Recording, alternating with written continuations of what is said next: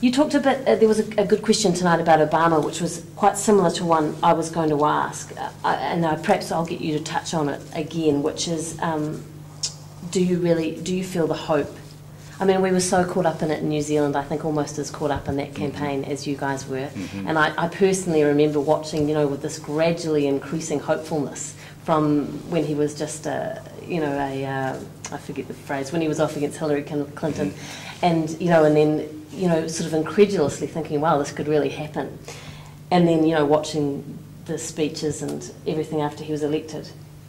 But has his presidency lived up to that hope that we all had? I think we've seen politics come in and really diminish that hope. I think he needs to go back to the narrative and the movement that elected him, and to govern in the way he campaigned. The yes, we can is still possible, but I think the choice of trying to make incremental change instead of bold changes, I think, has been a mistake. Right. And I think he may be recalculating now because of these elections about to come up that are not going to be good for his party. So that's sometimes a chance to rethink and recalculate. Surely the Tea Party movement is giving him an opportunity to be bold in opposition to some of their more outrageous positions. Well, I've said to him that he needs to find the political equivalent of the black church's call and response. This notion of you preach and then the call from the congregation, the response makes the sermon even better, And I think we've lost that sense of calling to the movement that elected him, and then that making him stronger and better. So, and people don't feel so engaged in his presidency. No, they're not, as they did they're feeling a lot of what you described. They believed in something was more than just a transfer of power. It felt like that there was a change. That the possibility of moving the country to a different place was there, and we haven't moved to a different place. And so I think that hope is still there. I think it's in him still. I think it's in the movement that elected him. But unless there's a call to that movement to really move us to a different place, I think we're going to. The danger, is moving back into cynicism, because cynicism is the greatest enemy of change. So hope and cynicism it's always that spiritual warfare between the two. I mean, Obama is a Christian, and I wonder what we as Christians can expect from our political leaders who are Christians. Because I'm thinking of Iraq and Afghanistan, and I wonder, can you really follow Jesus and lead a nation? I mean, loving your enemies, Well, most presidents aren't going to convince the nation to love their enemies, and Jesus tells us to do that very thing. So there's a tension between the Sermon on the Mount and the realities of political power. But I think political leaders can decide that occupying two countries is not the best response to the 9/11 attacks, that there's a better way to do this.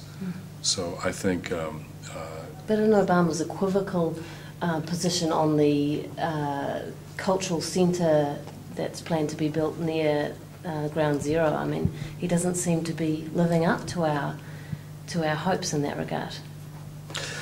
Well, I think that situation is going to resolve itself. I'm friends with Imam Faisal Ruaf and Daisy Khan, his wife, and I was just up there, and I think that's going to be a positive in the end, because many people are going to see the need for an interfaith cultural center devoted to healing and peace, and whether it's 2 blocks away or 4 blocks away is not going to be the big issue long term.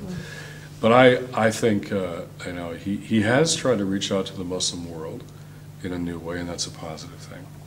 But I think the more he can speak out of his own faith and the values of it, like he did at his speech on race in Philadelphia, one of the most important speeches on race in many years in the U.S. The more he can speak out of his soul to those questions, the better off we're It would be sad, wouldn't it, if we lost the opportunity to have Obama lead as he, looking back, would really want to have led? Well, yes, but I think it's, and I've said that to him and publicly, but I also think we have a responsibility too, because we shouldn't, make it possible. You don't elect somebody and then fold your arms and say, No. let's see how they do. No. The question is, what are we going to do?